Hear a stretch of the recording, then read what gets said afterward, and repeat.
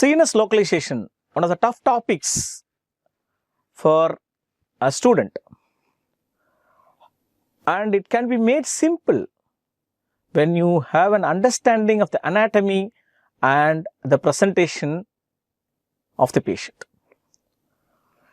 We will make it as simple as possible without much complication, but you can follow and you can have a easy localization if you have a basic concepts of history taking and the anatomy.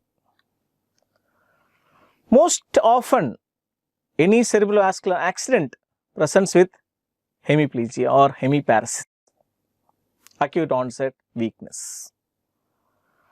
When there is hemiplegia or a monoplegia or a paraplegia, we should know where is the lesion. A detailed history should focus on where is the lesion. The second one is what is the etiology. Etiology as is always common. Any acute neurological involvement is always vascular or traumatic. And if it is vascular involvement, ischemia or hemorrhage. If it is ischemia, we should be able to say whether thrombus or embolus. Localization will start from the cortex. Cortex includes 4 lobes: frontal, parietal, temporal and occipital. Next is the important area, internal capsule. Brainstem, midbrain, pons, medulla. Cerebellum and spinal cord. A stroke patient, most often it is either in the cortex, internal capsule, brainstem or cerebellum.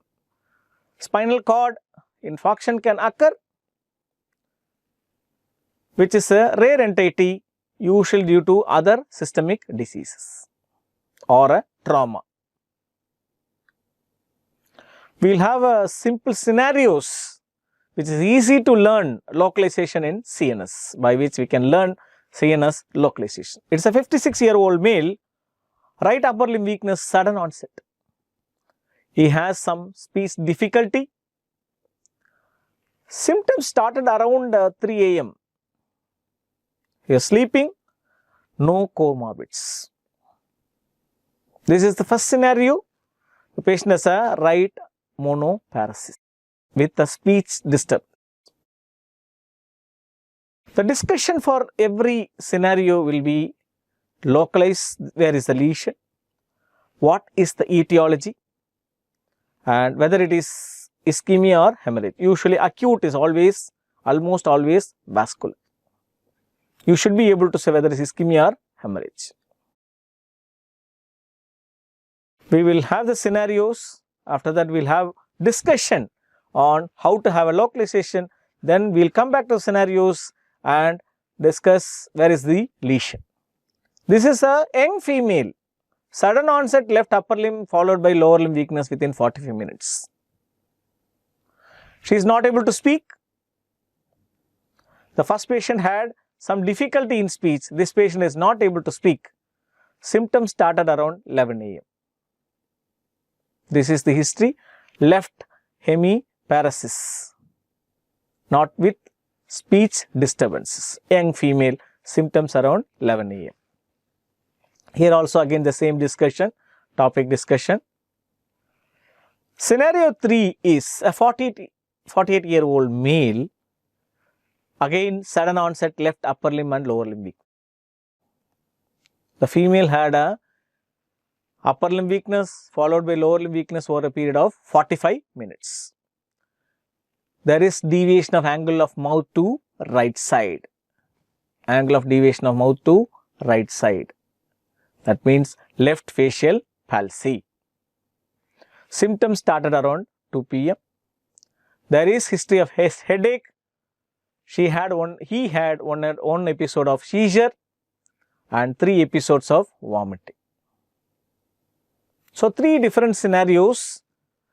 Almost one had a right upper limb weakness with speech difficulty. The young female had a left hemiparesis with a speech difficulty.